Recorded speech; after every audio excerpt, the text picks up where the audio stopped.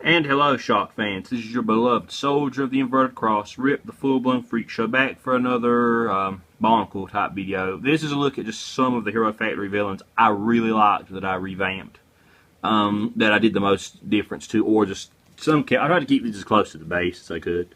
Now I did, just because the pieces always seem to break on me, I did just use one of these for the head for him. It doesn't really bother me. The eyes aren't like lighting up or anything. It fits just fine. Well, it was till I took it off. There. Anyways, I always liked Xplode in the series. I thought he looked really cool. Hated that he didn't get more screen time. Basically, I just kind of like added more spikes and more coverage back here. If you look back here on the back, I use these flame pieces since they're essentially the same color as these.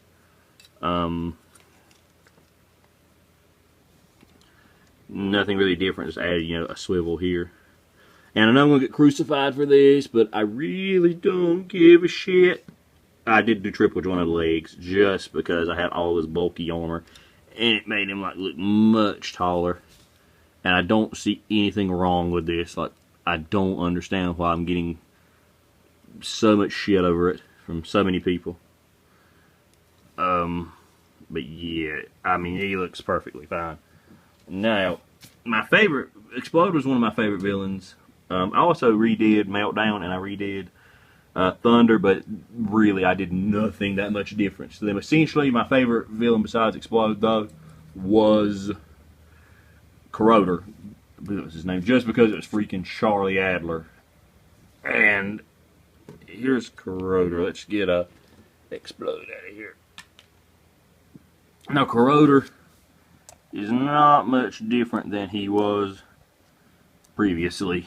I literally tried to keep this as close to the original as possible. I can't remember if he had guns in each hand or blasters. I did do the same trick, but with the piece up in here. But I did add a little bit of translucent to kind of light it up. Added some pipes, closed up the back a bit closer.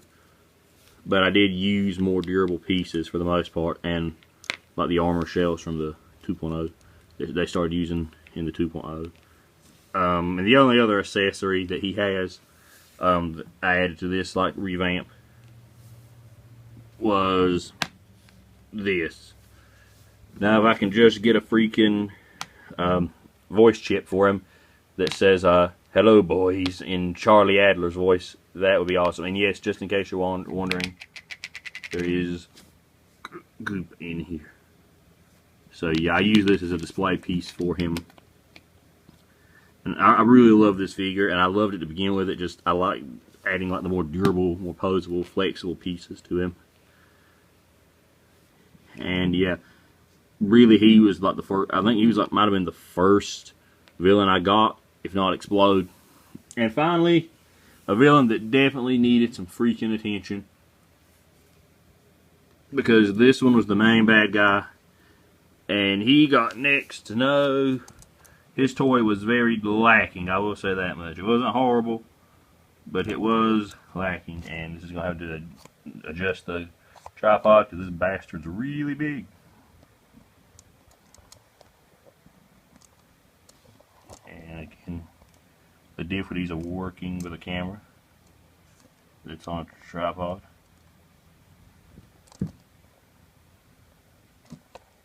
And oh God. Okay, there. Got the camera stabilized. Again, I am sorry for these technical difficulties, as we'll call them. So, the fact that Mark Hamill voiced this guy and used the Joker voice made me very happy. I just was very disappointed with the figure because I didn't feel it was, one, big enough, and two, the articulation was complete shit.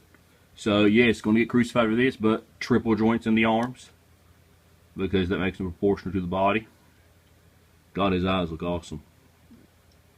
And for the legs, I kept the original build. I just added this one joint. I added these as coattails, filled out the chest. I added a crotch plate. And we'll have a look at the back of it. I can't remember everything I did to this guy because he was one of the first revamps I did a ton on. but I didn't like change horribly.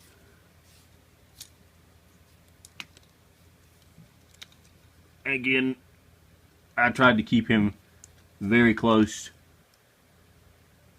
to his appearance in the show. It's a shame that, I mean, I know we got Bionicle back, but it's a shame that we never got to finish seeing what was going to happen with him on the show. And just for a size comparison, I should have grabbed one of my heroes, but let me stand. Corroder's about the same size he was. I didn't really change much on him. And as you can see, with Corroder in just a normal stance, he barely even comes close to standing the same size as Count Von Nebula. The other villain I liked a lot on the show, or on the toy, was freaking Black Phantom, but I really did next to nothing to him in the like mock. And here they are together. And I hope you guys enjoyed me looking at some of these mocks. If you do, I'll keep trying to do it. And until next time, this has been your beloved Soldier of the Inverted Cross, Rip the Full Blown Freak Show, signing off. Farewell.